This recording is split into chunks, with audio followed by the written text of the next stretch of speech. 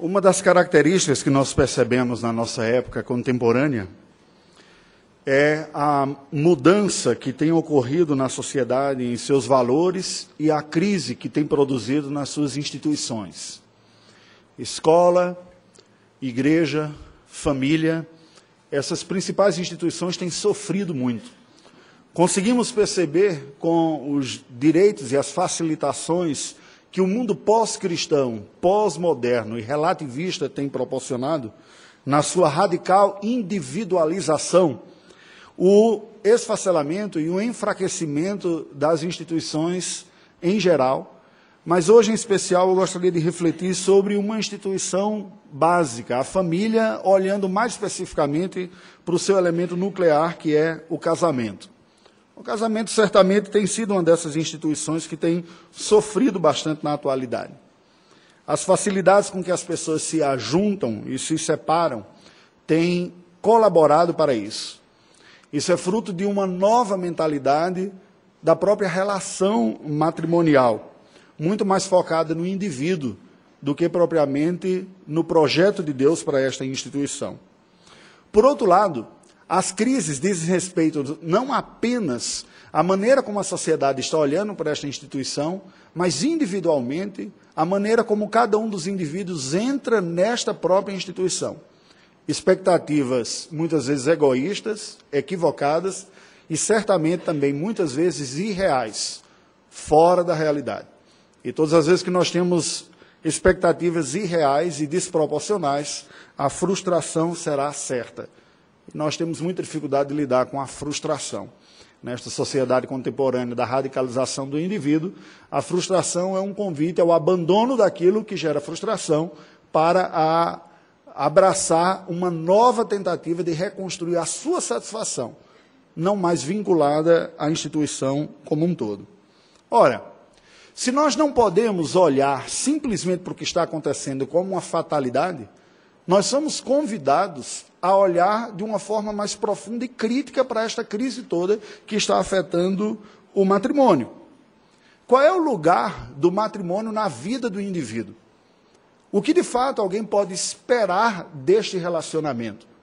É correto eu imaginar que o matrimônio me proporcionará felicidade e satisfação como costuma-se acreditar, e é vendida essa ideia nos filmes de Hollywood ou nos seriados na Netflix? Eu vou encontrar uma realização aqui na minha própria vida ao achar a cara metade perdida, ainda que essa expressão venha do paganismo grego e não da ideia bíblica, né? Porque uma cara metade é porque você estava cortado, né? Então, acha outra banda aí que está perdida por aí. Isso é uma ideia do paganismo. No entanto, está presente aí. De alguma maneira, assim, eu sou incompleto, e quando eu achar, assim está. Mas quando a realidade se impõe, em que parece que essas duas bandas não encaixam de uma forma muito bonitinha quando você pensava antes, você diz, opa, alguma coisa aconteceu errado aqui. Ou eu escolhi errado, ou então a gente tem que dar uma limada para poder fazer esse devido ajuste. Como a palavra de Deus aborda a questão do matrimônio? Quais os princípios que nós podemos aprender da Escritura Sagrada? E é baseado nesta reflexão que eu lhe convido a abrir a palavra de Deus no livro do Gênesis. Nós vamos olhar a partir da experiência narrada de um matrimônio culturalmente muito distinto dos nossos, o matrimônio de Isaac, né? Como ocorreu com o casamento do filho do patriarca Abraão e o sucessor na linhagem patriarcal, na linhagem da piedade. Possivelmente, eu não contei, mas esse pode ser o maior capítulo do livro de Gênesis. Eu não vou ler tudo, nós vamos ler apenas duas porções de tudo que está narrado aqui, do verso 1 até o verso número 15, e depois do versículo 50 ao final. São duas porções longas, mas nos dá uma visão geral daquilo que nós vamos aprender. Eu peço que você acompanhe a leitura da palavra do Senhor, que passo a fazer nesse instante. Era Abraão já idoso, bem avançado em anos, e o Senhor em tudo o havia abençoado. Disse Abraão ao seu mais antigo servo da casa, que governava tudo o que possuía: põe a mão por baixo da minha coxa, para que eu te faça jurar pelo Senhor, Deus do céu e da terra, que não tomarás esposa para meu filho das filhas dos cananeus, entre os quais habito, mas irás à minha parentela e daí tomarás esposa para Isaque, meu filho. Disse-lhe o servo: talvez não queira a mulher seguir-me para esta terra. Nesse caso, levarei teu filho à terra de onde saíste? Respondeu-lhe Abraão: cautela, não faças voltar para lá meu filho.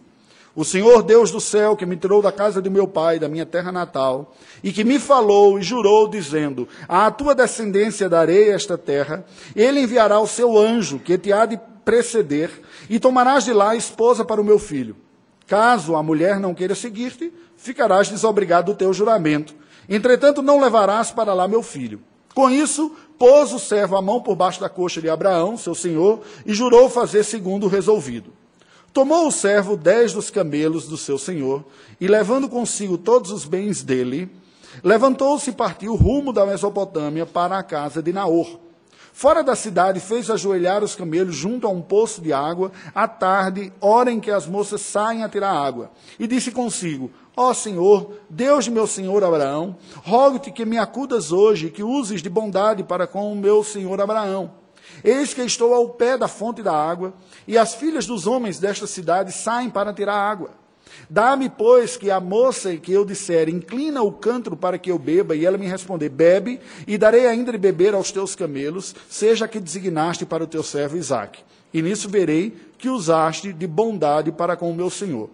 Considerava ele ainda quando saiu Rebeca, filho de Betuel, filho de Milca, mulher de Naor, irmão de Abraão, trazendo um cântaro ao ombro. Agora, a partir do verso 50. Então responderam Labão e Betuel: isso procede do Senhor. Nada temos a dizer fora da sua verdade. Eis Rebeca na tua presença. Toma e vai-te. Seja ela mulher do filho do teu senhor, segundo a palavra do Senhor. Tendo ouvido o servo de Abraão tais palavras, prostrou-se em terra diante do Senhor, e tirou joias de ouro e de prata, e vestidos, e os deu a Rebeca. Também deu ricos presentes a seu irmão e a sua mãe. Depois comeram e beberam, ele e os homens que estavam com ele passaram a noite. De madrugada, quando se levantaram, disse o servo: permiti que eu volte ao meu senhor. Mas o irmão e a mãe da moça disseram: fique ele conosco ainda alguns dias, pelo menos 10, e depois irá. Ele, porém, lhes disse: não me detenhais, pois o Senhor me tem levado a bom termo na jornada. Permiti que eu volte ao meu senhor. Disseram: chamemos a moça e ouçamo-la pessoalmente. Chamaram, pois, a Rebeca e lhe perguntaram: queres ir com este homem? Ela respondeu: irei. Então despediram a Rebeca, sua irmã, e a sua ama, e ao servo de Abraão, e a seus homens. Abençoaram a Rebeca e lhe disseram: és nossa irmã. Sê tu a mãe de milhares, e que a tua descendência possua a porta de seus inimigos. Então se levantou Rebeca com suas moças, e montando os camelos, seguiram o homem. O servo tomou a Rebeca e partiu. Ora, Isaque vinha de caminho de Beer-la-Roi, porque habitava na terra do Neguebe. Saíra Isaque a meditar no campo ao cair da tarde. Erguendo os olhos, e eis que vinham camelos. Também Rebeca levantou os olhos e, vendo a Isaque, apeou do camelo. E perguntou ao servo: quem é aquele homem que vem pelo campo ao nosso encontro? É o meu senhor, respondeu ele. Então tomou ela o véu e se cobriu. O servo contou a Isaque todas as coisas que havia feito. Isaque conduziu-a até a tenda de Sara, mãe dele, e tomou a Rebeca, e esta lhe foi por mulher. Ele a amou. Assim foi Isaque consolado depois da morte de sua mãe. Oremos ao Senhor. Ó Deus bendito, aqui está a tua palavra, que nós acabamos de ler. Lemos sobre uma experiência tão antiga, de milhares de anos nos separam daquele matrimônio. E rogamos, ó Deus, a iluminação do teu Espírito, que o Senhor nos ajude a discernir aquilo que o Senhor tem para nós, na época contemporânea que nós vivemos.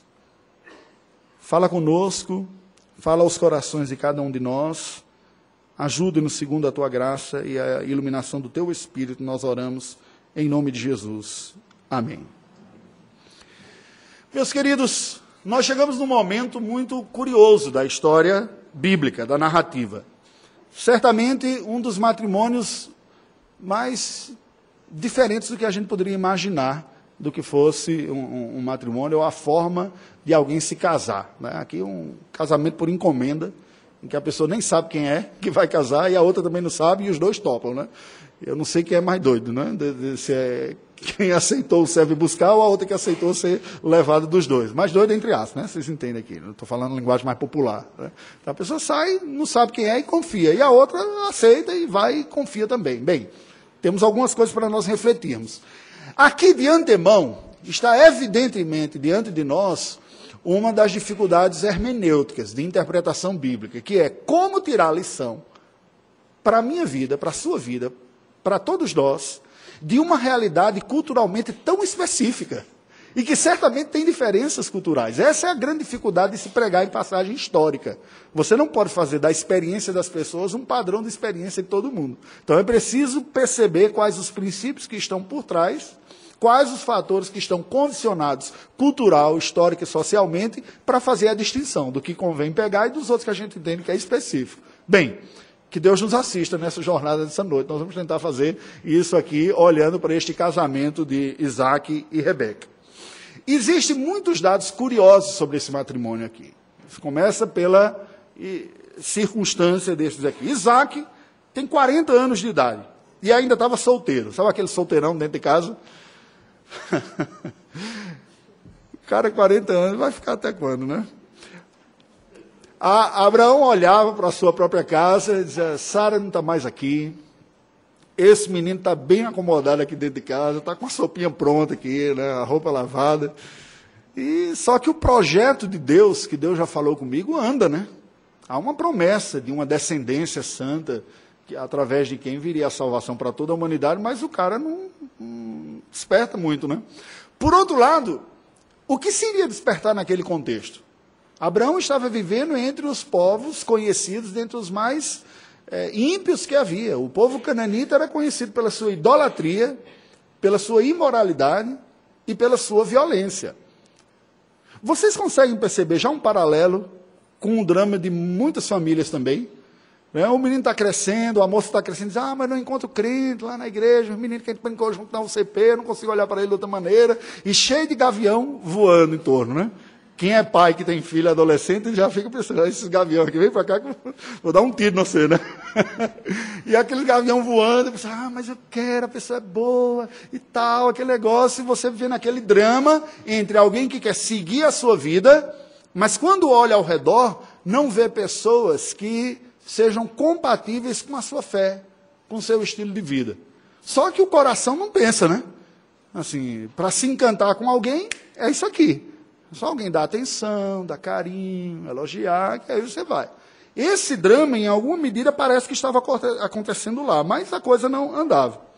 Abraão já estava com 140 anos, uma idade bem avançada. Então, ele planeja como resolver essa situação.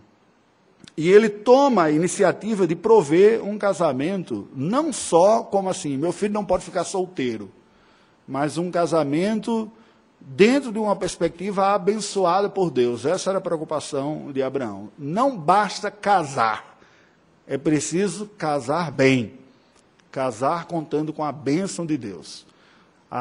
O drama, e é preciso que jovens aqui, homens e mulheres, pensem nisso, o drama humano não é ficar solteiro, o drama é casar mal, aí é pior do que ficar solteiro. Então vale o ditado, antes só do que mal acompanhado. Então Abraão sabia disso daqui, estava olhando e ele faz esse plano aqui.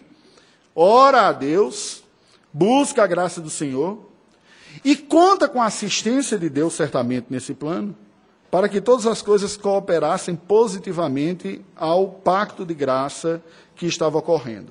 Bem, baseado nessa experiência do matrimônio de Isaac com Rebeca, no capítulo 24, eu gostaria de pensar com vocês e lhe convidar a refletir sobre alguns elementos da busca de um casamento abençoado. Não é?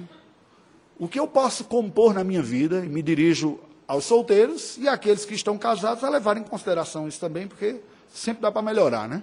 Então, você pensar assim, o que a gente busca quando nós estamos querendo um casamento abençoado? Eu não só quero casar, eu quero casar bem.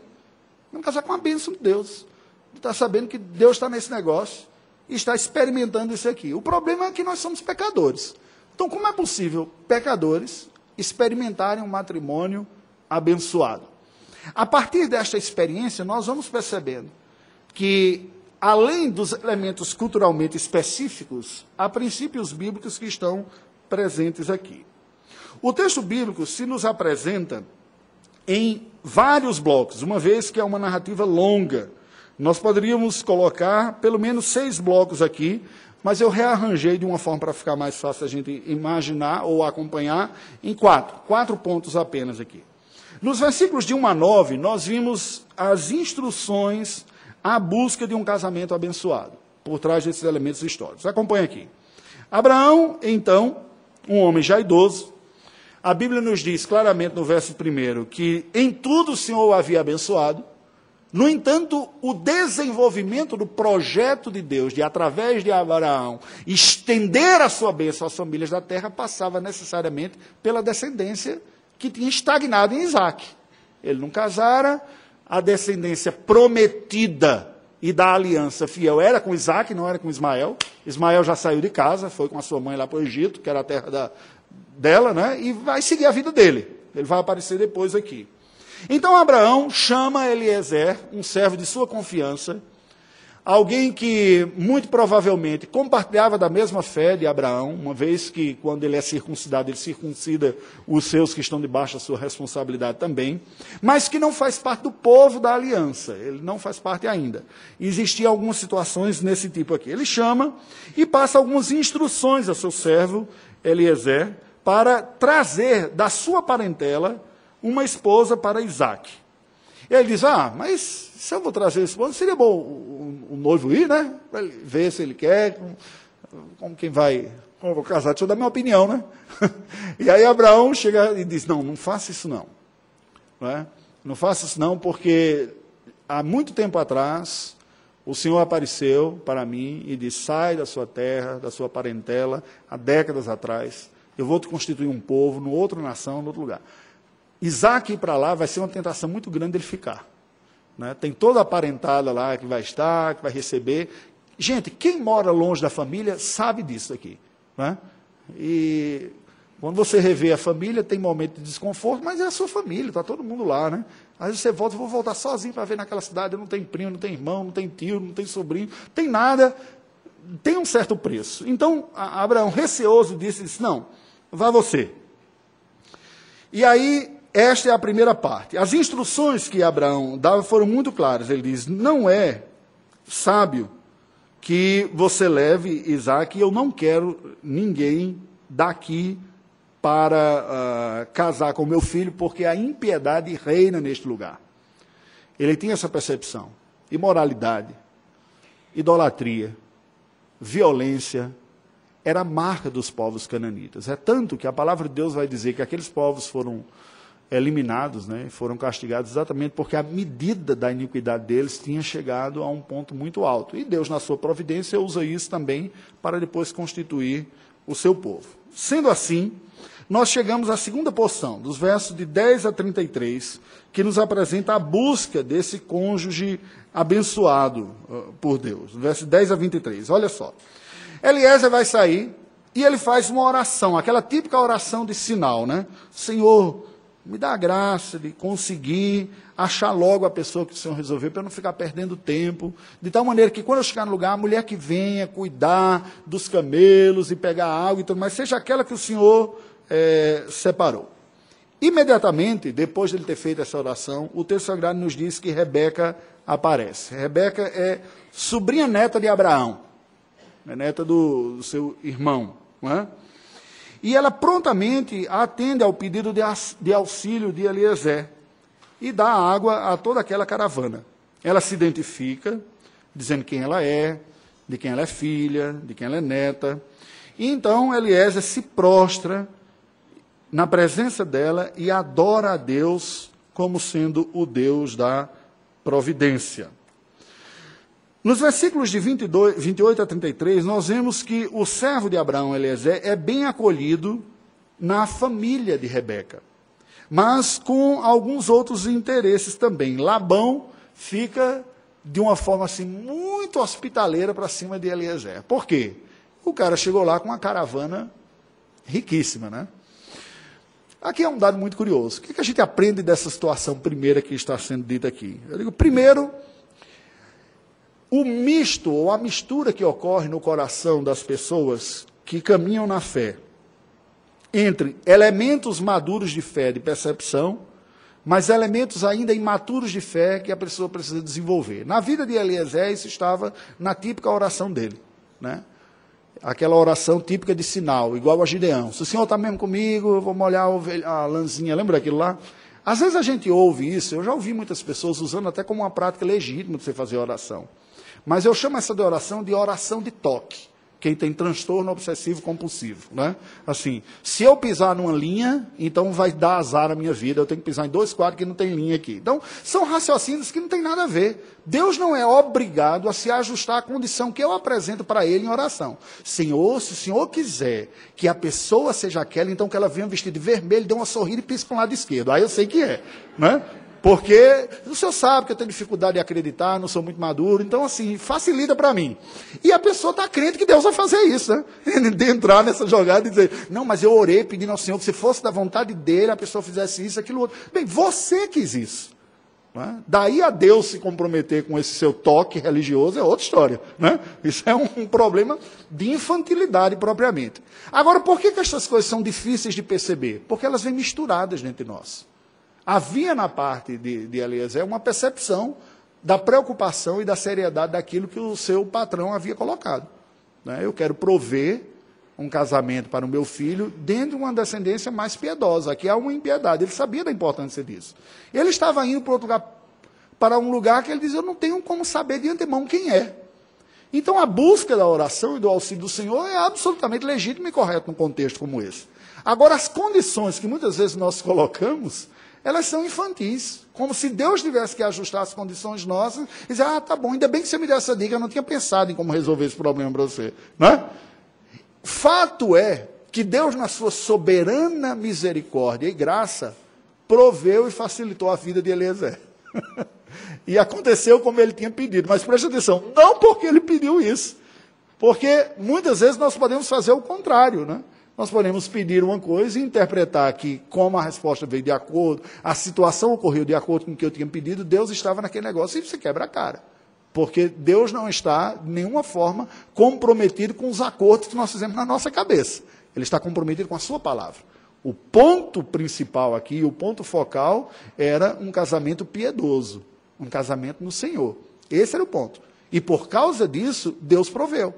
Ocorre que quando Eliezer chega, e tem toda aquela caravana lá, Rebeca também chega, ela era pastora, a pastora que cabe para a mulher ser, né? Pastora de ovelha, cuidar de ovelhas literalmente aqui, não o ofício pastoral, né? Ela era pastora, estava cuidando de ovelhas, levando lá para o poço para dar água, quando chega aquela comitiva. E ela então, gentilmente, se prontifica e diz, você precisaria de ajuda, eu posso dar de beber aos seus camelos e tudo mais, e Eliezer fica observando aquela situação toda e aceita, né, o auxílio de Rebeca enquanto ela cuida dos camelos. Aqui já tem um dado curioso, né, e importante para a gente perceber, de que conquanto ele tenha feito essa oração de toque aqui, né, essa oração pedindo um sinal, mas ele não era tolo, ele também fica olhando as evidências do que ocorre. Ele vê uma moça trabalhadora, prestativa, né? Porque você dá de beber para uma cabra é uma coisa, mas para uma caravana de camelo, gente, não era só abrir a torneira que a água saía ali, não. Imagina quantas cacimbadas d'água ela não teve que dar no poço para poder puxar e alimentar toda uma caravana. Eliezer observando aquilo tudo. Não é uma pessoa egoísta, é trabalhadora, é esforçada, hospitaleira. Me fale de você, quem você é? Parece aquelas perguntas típicas do interior, né? Eu me lembro quando eu ia para o sertão e as pessoas queriam saber, quem é esse menino que está aí? Menino, quem é tu? Eu disse, eu sou Raimundo, filho de Cátia de Romo, neto de Quivalda. Tu é neto de fulano, é? No interior não é assim? Nós somos conhecidos pela nossa linhagem, né? O sobrenome não indica nada, né? A profissão. Ainda existe alguns interiores isso é típico de sociedade mais simples, né? De aldeia, coisa desse tipo, e foi o que ocorreu aqui. E Eliezer ouvindo.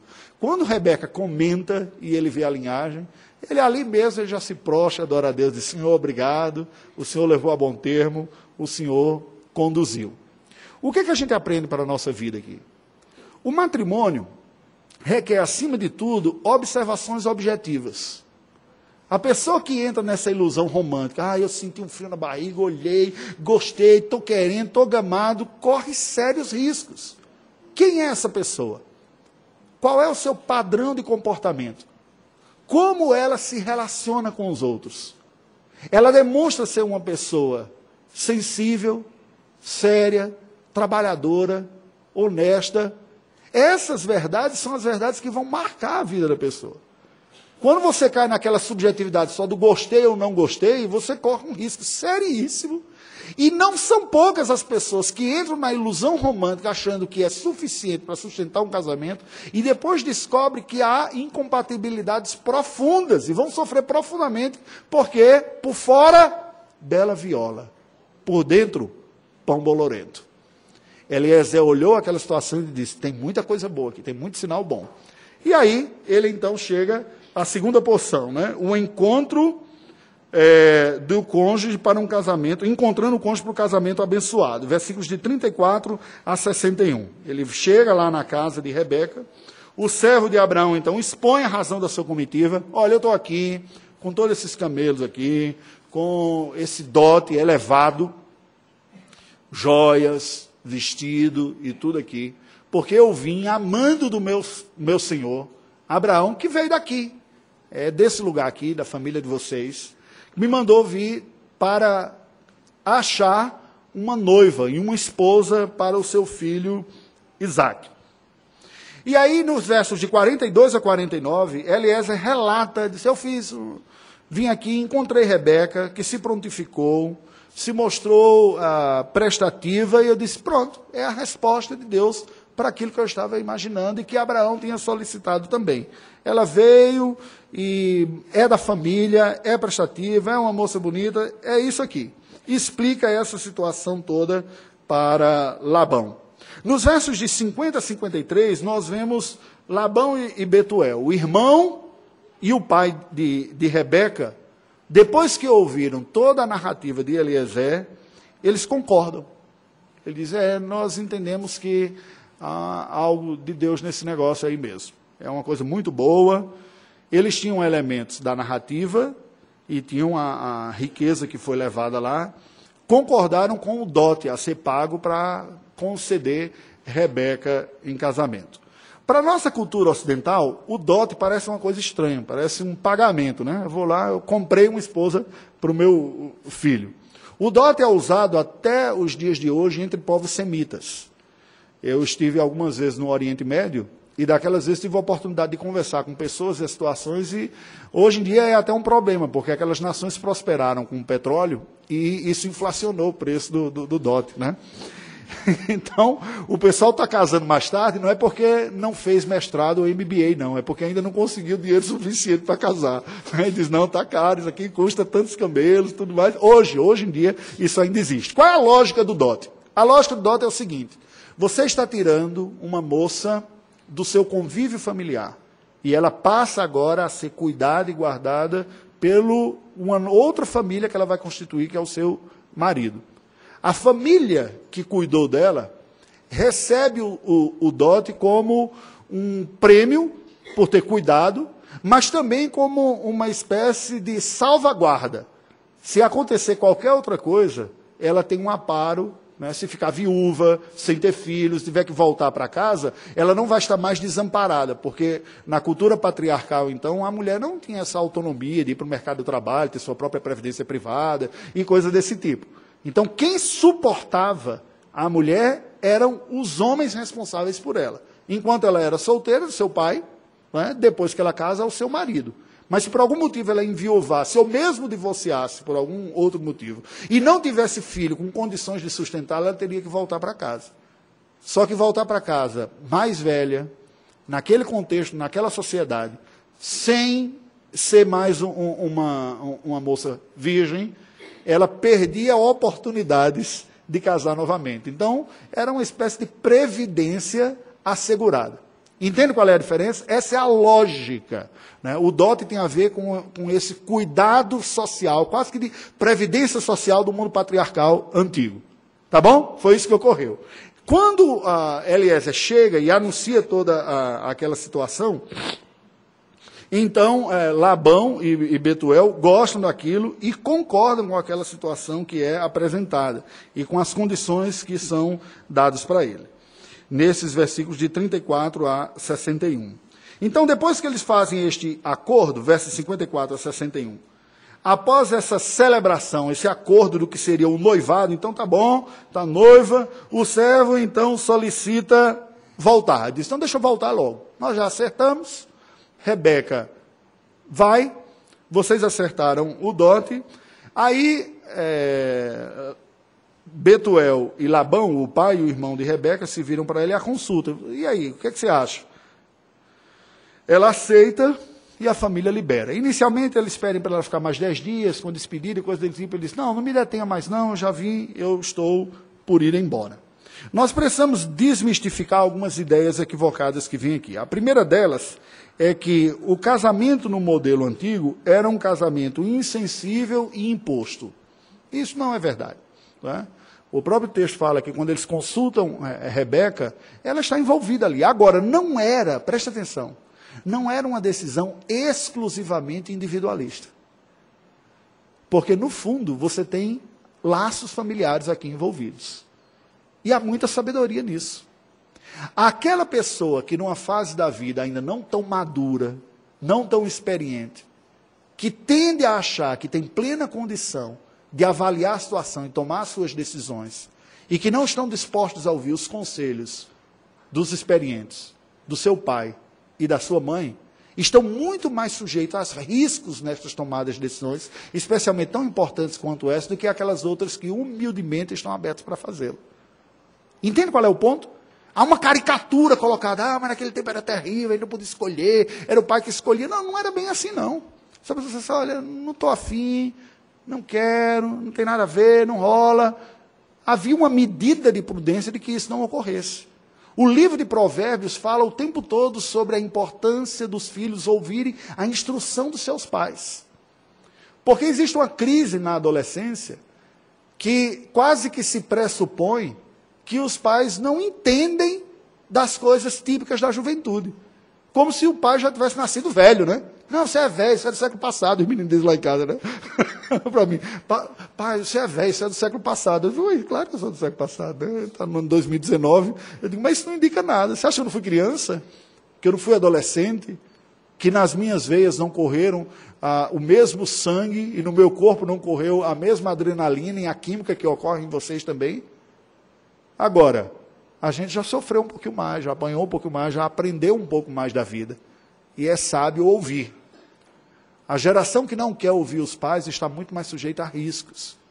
E o pior, sendo levada pela simplesmente a inclinação do seu próprio coração.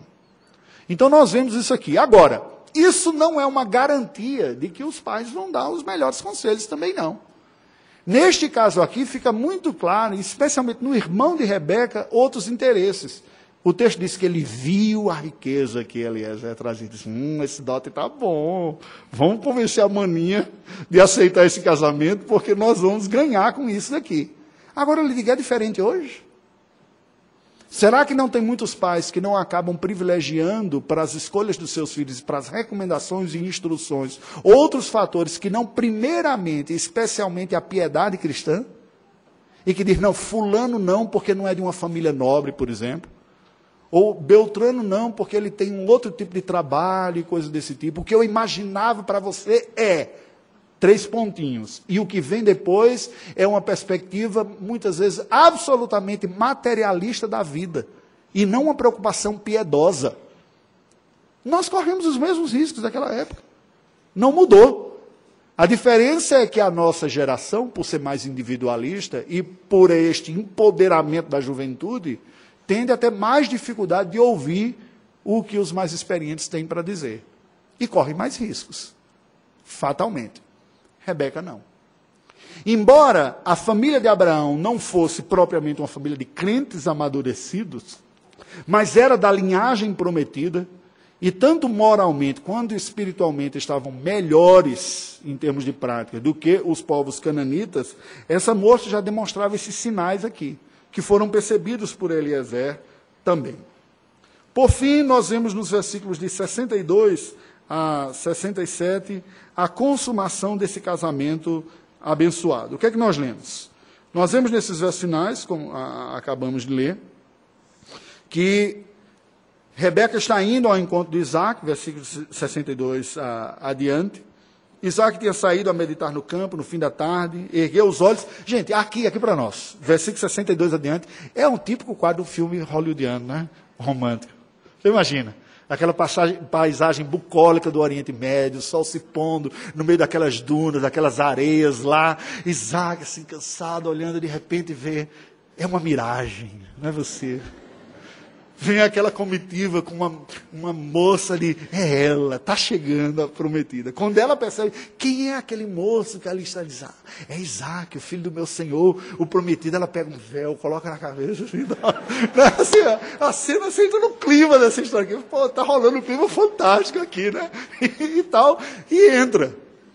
Me permita abrir um parênteses aqui e falar de um outro dado. Aqui, gente, nós temos uma diferenciação essencial da maneira que culturalmente a beleza é tratada entre Oriente e Ocidente. Na cultura semita, a beleza é um bem precioso para ser desfrutado por quem tem direito a ela. Por isso as mulheres se cobrem. Até hoje. Os árabes são semitas também, descendentes de Sem, descendentes de Abraão, como a gente viu. Então a ideia que para o mundo ocidental é a opressão da mulher que está debaixo da burca, da túnica e tudo mais, e não vou entrar no meio da questão se é ou não, o ponto que está por trás é, a beleza não é para ser desfrutada por quem não tem direito de desfrutá-la. Ela é um direito para quem adquiriu. E olha, até hoje, entre semitas, entre árabes, existe uma valorização da beleza. As mulheres que estão com burca, com túnica e tudo mais, quando elas entram na casa umas das outras da Rambi, que tira aquilo lá, elas estão muito bem trabalhadas lá. E fica, como você fez usou essa rena, que tatuagem bonita, olha esse brilho, tem. Agora, entre elas. Não é? Os homens não têm direito a ver isso. E o seu marido. Entende qual é o ponto? Na cultura ocidental, que foi capitaneada pelos gregos, a lógica é a inversa. Ela diz, a beleza é para ser cobiçada. Ela é uma coisa boa, então contemple, mas quem usa sou eu, você só vai desejar. Então as estátuas gregas e tudo mais, ressaltam toda aquela beleza para ser contemplada, mas quase que numa espécie de esbanjamento, se você contempla, mas quem usa sou eu. É mais ou menos isso que tem. Não tem como não haver uma percepção de um estímulo a uma cobiça aí, dentro desse sentido. Há uma diferenciação. Então, o uso do véu tem a ver o seguinte, olha, ainda não é dado a ele desfrutar. E aí, preste atenção a isso. Nesta época que os princípios, a orientação bíblica, a preocupação do cuidado do Senhor com o nosso próprio coração não está sendo considerado, mas somente o desejo individual, nós não temos minimamente uma preocupação nesse sentido. Na maior parte dos relacionamentos contemporâneos, o que conta é o que eu quero, é o prazer que eu espero receber deste relacionamento. Um relacionamento que está ficando cada vez mais superficial e descompromissado e descomprometido. Algumas gerações atrás havia ainda o temor de uma vergonha pública, se expusesse, se entrasse num relacionamento sem um casamento, as famílias ficavam com vergonha de que a menina engravidou, coisa desse tipo. Hoje já não tem mais nada disso. Não tem. Isso é outros tempos, agora é um tempo moderno, cada qual faz o que quiser, o que precisa é haver maturidade. Se houver uma maturidade dos dois, está valendo. Vocês ouvem isso, eu tenho certeza, que estão por aí, que a gente ouve o tempo todo. E olha, isso já está presente no meio da igreja evangélica. Esse negócio de casamento é coisa ultrapassada. 2 jovens adultos que se mantêm desfrutar de intimidade um do outro, com um compromisso sério entre os dois, não tem problema nenhum. A gente só não divulga para não escandalizar os velhinhos, coitados, que ficam chocados. Mas assim, entre nós, a gente faz e fica de boa. Qual é o problema disso? O problema é que esta não é a ordem bíblica, que é imutável, aqui não é culturalmente definida. Quando o Senhor Jesus cria o ser humano, diz, deixa o homem pai e mãe, une-se a sua mulher e serão os dois uma só carne. Quando o Senhor Jesus, milhares de anos depois, vai responder sobre questões ligadas a divórcio e ao casamento, ele diz, não tendes lido como foi desde o princípio, deixará o homem, antes de lei, antes de sociedade patriarcal, como parte institucional da vida familiar. Agora vamos entender aqui o que ocorre. O Senhor Deus prevê uma sequência natural de desenvolvimento para os relacionamentos. Quando ele diz, deixe pai e mãe, una-se a sua mulher e sejam os dois uma só carne, ele está falando uma sequência de 3 passos necessários para se desfrutar a bênção do relacionamento heterogâmico, da intimidade entre um homem e uma mulher num casamento. A maturidade e a capacidade de gerenciar uma nova família. Esse é o primeiro passo. Eu só devo pensar, biblicamente falando, em entrar num relacionamento sério com alguém, se eu tenho maturidade para bancar esse relacionamento, para transformá-lo numa nova família. Enquanto eu não tiver, eu não devo pensar. Eu tenho condição de deixar a casa do meu pai e da minha mãe para entrar no novo relacionamento e constituir uma nova família nessa sequência lógica, então está na hora de eu pensar nisso. Se não, não há maturidade. As evidências mostram isso aí. Relacionamentos precoces, com muita química, mas pouco cérebro aí envolvido, a pessoa se entrega e não ocorre aqui simplesmente uma questão, não se trata de um preciosismo evangélico, religioso, carrancudo, para estragar os prazeres das pessoas. Preste atenção, numa intimidade sexual ocorre muito mais do que um intercurso sexual. Há uma comunicação da própria pessoa. Ninguém se deita com outra pessoa sem deixar uma marca e sem trocar algo mais do que fluidos entre eles. Você tem uma intimidade sem precedente na experiência humana. É uma entrega muito mais do corpo, mas uma entrega da alma. Você deixa um pouco de você com a outra pessoa e carrega um pouco da outra pessoa consigo. Dentre as experiências humanas, as mais profundas que há. E entregar-se de forma leviana a relacionamentos assim, significa deixar um pouquinho da sua alma com cada um e trazer um pouquinho da alma de cada um consigo. Inclusive em memórias que ficarão para o resto da sua vida. Para comparar, para dizer, com fulano era assim, ele tem uma pegada mais não sei o quê, coisa desse tipo. Você vai levar. E você vai deixar. Um pouco da sua contribuição fica com a outra pessoa lá também. Para que a gente não caia numa licenciosidade, o Senhor disse, é cada coisa no seu devido tempo. Tem maturidade? Então agora, preste atenção, socialmente se una a uma outra pessoa. Foi o que ocorreu aqui. Eu já ouvi questionamentos do tipo, mas para você casamento é só assinar papel? Papel não indica nada. Tem gente que está casada no papel, mas vive mal e tudo mais. Eu tenho um relacionamento muito melhor sem um papel. Não se trata simplesmente de uma legalização do relacionamento. Se trata de um comprometimento conforme cada época vai instituir. Naquele tempo, o casamento de Isaac com Rebeca se deu em ela aceitar o convite, sair da Mesopotâmia, viajar para Canaã, entrou na tenda de Sara lá e consumaram um casamento. Pronto, estão casados naquela sociedade. Como é que uma pessoa deixa a condição civil de solteiro e passa a ter a condição civil de não mais solteiro, mas casado em nossa sociedade? Como é?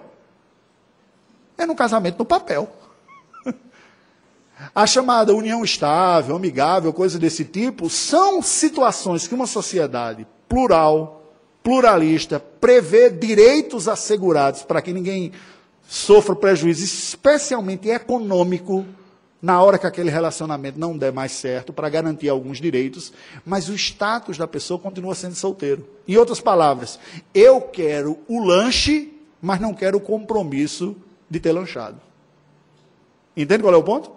Eu quero desfrutar dos prazeres que esse relacionamento pode me oferecer, mas não quero assumir o ônus de não ser mais um solteiro, de estar unido com essa pessoa. E aí tem nos níveis distintos. Tem desde a união estável, que a pessoa aluga uma kitnetzinha e vai morar com o outro, ou no quarto dos fundos, na casa dos pais, que são modernos, descolados, e deixam o menino ficar morando ali, coisa desse tipo, né? Até aqueles que continuam vivendo com um solteiro, e que se encontram só para ter as suas intimidades lá. Mas em todos estes casos, são pessoas que não estão dispostas a abrir mão do seu estado civil de solteiro, mas querem usufruir as intimidades de um relacionamento. Biblicamente não é assim. A sequência é maturidade, compromisso social, eu estou unido com outra pessoa como um projeto de vida, e aí eu desfruto dos benefícios dessa intimidade, deste relacionamento na intimidade, que foi o que ocorreu aqui com Isaac e com Rebeca. Se eu gosto da pessoa, se eu a amo, se eu a quero, então eu devo constituir família. Olhar de uma maneira diferente é olhar de uma forma instrumentalizada no outro. E aí sim, é uma objetificação do outro. É uma palavra que está em moda aí, né? Você está me objetificando como... É isso mesmo. O que ocorre é a plena objetificação. Você tem alguma coisa que me interessa. E você olha em mim que eu tenho alguma coisa que interessa, então vamos um oferecer para o outro. Até a hora que eu não quero mais. Ah, já deu, tá? Não rola mais química, não tem mais nada. Bye, bye. Sorte para você, né? Então, esse aqui é o ponto. Certa vez perguntaram para Ruth Graham, a esposa de Billy Graham, você já pensou alguma vez na sua vida em se divorciar do Billy Graham, o maior evangelista que teve no século passado? Ela disse, divorciar não, já pensei muitas vezes em matar, mas divorciar não. Isso não. Ela era presbiteriana, né?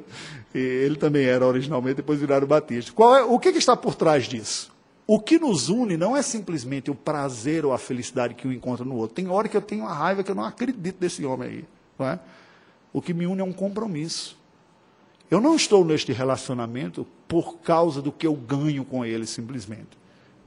É claro que você não entra num relacionamento se você não vê na pessoa coisas que possam lhe oferecer como expectativas. Agora, e aí eu caminho para o desenvolvimento das considerações gerais aqui.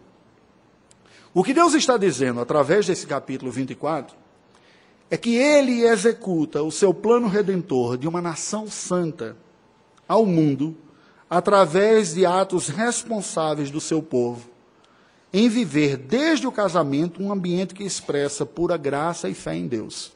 Embora eu tenha explorado mais os elementos do casamento aqui, mas a preocupação de Moisés, quando escreve Gênesis 24, não era dar um manual para a gente aprender a casar. Entendeu? A gente tirou algumas lições aqui.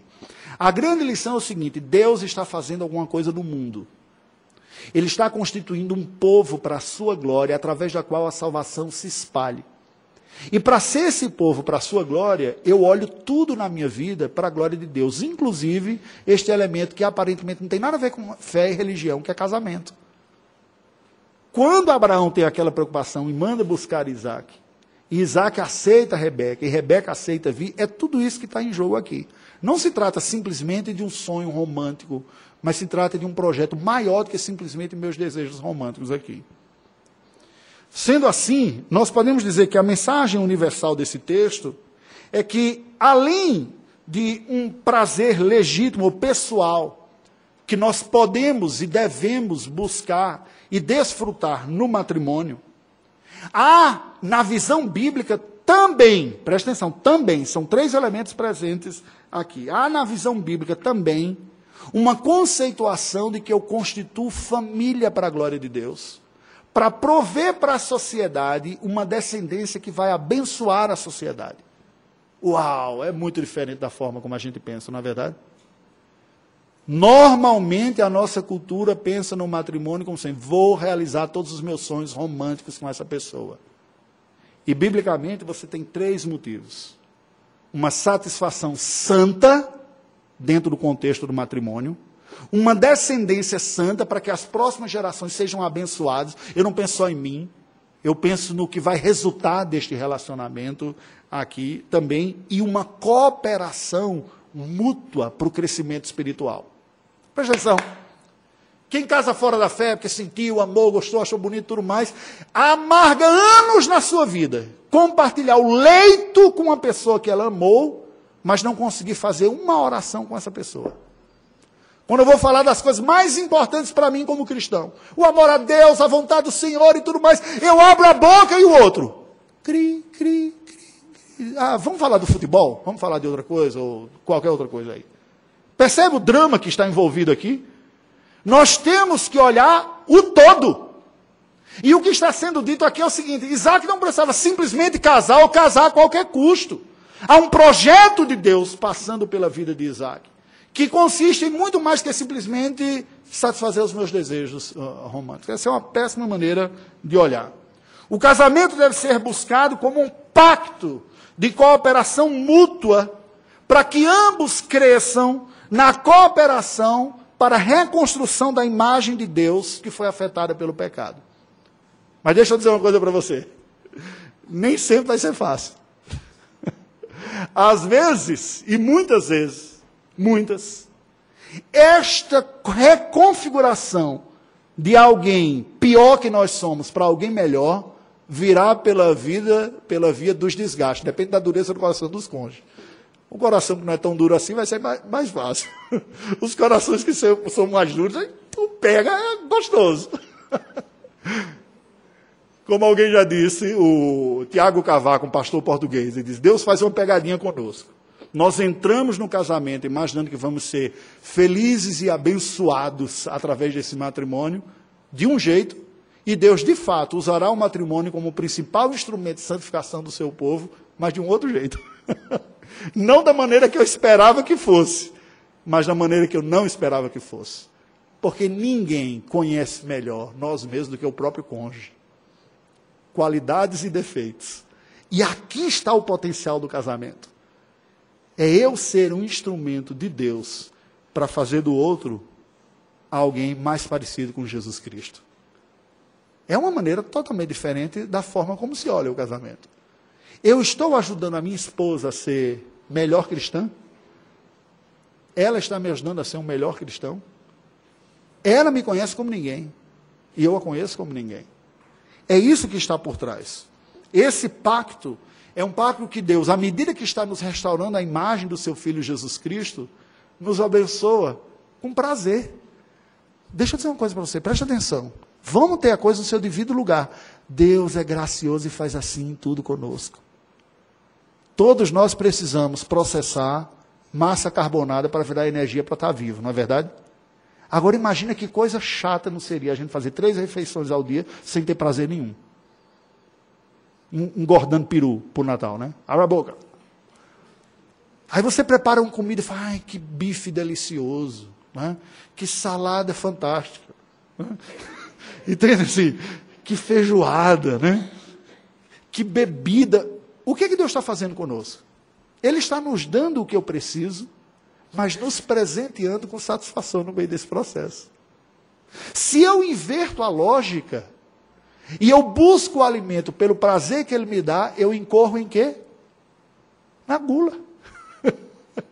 O propósito do alimento não é satisfazer plenamente a você, a sua alma, dizer: eu me sinto realizado. Quando eu estou deprimido, triste, levo um não da namorada, eu vou lá e como bastante. Então, vai chegar aquela obesidade mórbida desse jeito. Porque comida não serve para isso. Entende o paralelo que eu estou fazendo aqui? É a mesma coisa no relacionamento. Os prazeres do relacionamento não são o fim dele.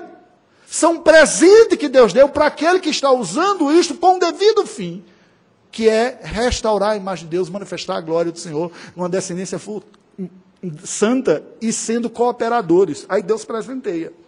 Ai, pastor, tem tanta coisa errada aqui. Então a gente começa dizendo: Senhor, me perdoe pelo que eu fiz de errado. Me perdoe, me ajude a não apenas eu acertar e melhorar, mas oferecer para os meus filhos e para a próxima geração uma experiência melhor do que a que eu tive. Concluindo,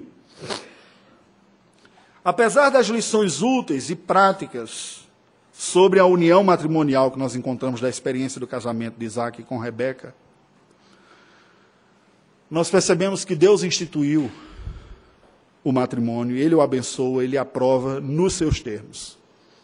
Em Gênesis 24 nos mostra a responsabilidade humana nesse processo. Ainda que Deus estivesse dirigindo tudo, a execução do casamento e de uma família abençoada passou por observar estes princípios. Cuidar com quem vai casar, que não seja uma pessoa que não tenha um temor de Deus, vai buscar lá dentro da parentela, O Eliezer ficou observando quem era aquela moça. Não era uma preguiçosa, fofoqueira, que falava mal e tudo mais, e que a pessoa encantada, mas ela vai mudar depois de casar. Vai. Provavelmente para pior. Porque quando você não está casando, você quer conquistar, né? Depois você acorda com uma pessoa descabelada, e aquelas coisas todas lá, né? Então, é outra história. Então, abre os olhos antes de casar e fecha depois. O problema é que as pessoas fazem o contrário. Fecha antes e abre depois.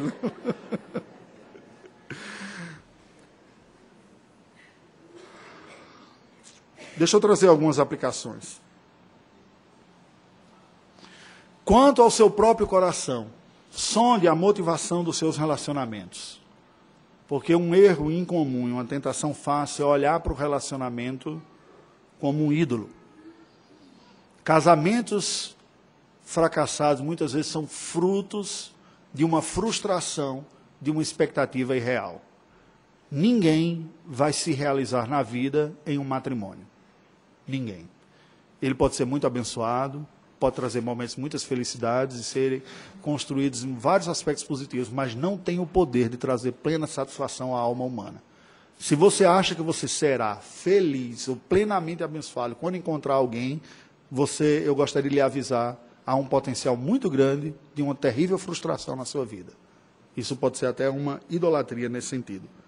Casamento não é sacramento. Não é meio de graça para elevar a pessoa a um estado espiritual. Essa diz a tradição protestante. Ela foi instituída por Deus, mas como um evento civil. É tanto que até ateus casam, pessoas de outras religiões casam. Não é um sacramento, mas é uma instituição divina. Diante de Deus, o que fazer? Ore. Dependa do Senhor. Mantenha o seu compromisso de dizer, Senhor, eu quero casar no Senhor, como diz a tua palavra. Eu não quero simplesmente casar. Eu quero ter um casamento abençoado. Não me permita ser enganado e seduzido pelos encantamentos do meu próprio coração. Me dá sobriedade e objetividade para avaliar as circunstâncias, como Eliezer fez quando foi ver lá a Rebeca. Quem é essa pessoa? Conhece a família dela, o relacionamento que ela tem com a família. Isso vai indicar muito, embora não seja definitivo. Dependa e busque a vontade de Deus. Como igreja, gente, como nós como igreja, nós temos que estimular que as pessoas casem no Senhor. Não como sendo uma questão simplesmente religiosa. Presta atenção que isso aqui é um pouco difícil de perceber a diferença. Porque tem pessoas que professam até a fé cristã, são membros de igreja, mas são péssimo partido. Quando você vai ver a maneira como ela se relaciona com seu pai, com a sua mãe, com os outros lá, é um forte indício de que não vai ser uma coisa boa, mas ela é membro da igreja. Aí a pessoa diz, mas eu casei no Senhor. Não, você não casou no Senhor, você casou com outro evangélico, que era tão atrapalhado quanto você, né? E aí depois fica. Outra coisa, nós não temos nem mesmo garantia de que vai ser para sempre uma coisa boa. Tem gente que até numa época era bom mesmo, e vinha à igreja e tudo, depois por algum motivo ela desmotivou, perdeu a fé e ficou. Aí é outra história, é uma outra conversa para a gente ter em outra ocasião, é como lidar com os problemas no casamento, certo? Você não tem de antemão essa garantia, ninguém tem garantia de nada. O que eu tenho a garantia é que Deus está comigo. E as dificuldades que eu vou enfrentar na vida, eu não enfrentarei sozinho. O que eu tenho que ter no meu coração é, eu estou buscando de acordo com a vontade de Deus. Esse ponto sim, nós temos que nos estimular a isso. E fuja dos casamentos irreais. Vamos orar ao Senhor, curva a sua cabeça. Vamos falar com Deus nesse instante. Ó Deus bendito, nós te rendemos graças pela tua palavra. Te louvamos porque tu instituíste o matrimônio para a glória do teu nome, para o bem da raça humana. Um matrimônio, conforme foi planejado pelo Senhor, comunica uma excelência de relacionamento que não é desfrutado no restante da criação. Enquanto os animais são guiados meramente por instintos, por uma volúpia física, tu que nos criaste à tua imagem e semelhança, nos destes elementos mais excelentes para a união com o outro. Nós não somos conduzidos simplesmente pela atração instintiva o que nos igualaria simplesmente ao restante dos animais. Mas o Senhor proveu, planejou e anunciou o matrimônio como uma instituição com um potencial muito maior. Porque se no reino animal os animais não saem melhores dos seus acasalamentos, na espécie humana, o matrimônio pode nos fazer pessoas melhores. E foi isso que o Senhor pensou. No entanto, nós somos pecadores, Senhor. E não poucas vezes não conseguimos ser instrumentos facilitadores do desenvolvimento espiritual do nosso cônjuge. Pelo contrário, às vezes somos instrumentos dificultadores. Nesta noite nós queremos confessar ao Senhor o nosso pecado, pedir perdão, pedir que o Senhor nos ajude a, mesmo tendo errado e pecado, em alguns casos desde a origem, desde os primeiros encontros, em outros casos nas lutas diárias do dia a dia da vida matrimonial, mas independente da intensidade, nós queremos clamar ao Senhor por graça. Graça aos nossos matrimônios. Assim como o Senhor nos chamou em graça para ti, nós que éramos teus inimigos, estranhos e alienados do teu conhecimento e da comunhão contigo, e agora fomos colocados na condição que tu nos chamas de tua noiva amada. Ó Deus, dá-nos experimentar isso em nossos matrimônios. Dá aos maridos e mulheres que aqui estão olharem menos um para o outro como fonte de satisfação pessoal e olharmos mais para nós mesmos como fonte de auxílio para o outro. Mudarmos o foco das expectativas, depositarmos o nosso olhar mais no Senhor e menos em nós mesmos. O Senhor nos dá a conhecer aquele com quem nos casamos como ninguém. Os conhecemos numa intimidade física que ninguém mais conhece. Conhecemos os seus dramas, as suas lutas, os seus medos, mas também os seus potenciais, suas qualidades, como potencialmente ninguém mais poderia conhecer. Dá-nos a sabedoria e a graça de usarmos todo esse conhecimento e administrarmos esse conhecimento de uma forma proveitosa para o bem do nosso cônjuge. De tal maneira que depois eles olhem para ti e dizem: Senhor, obrigado pela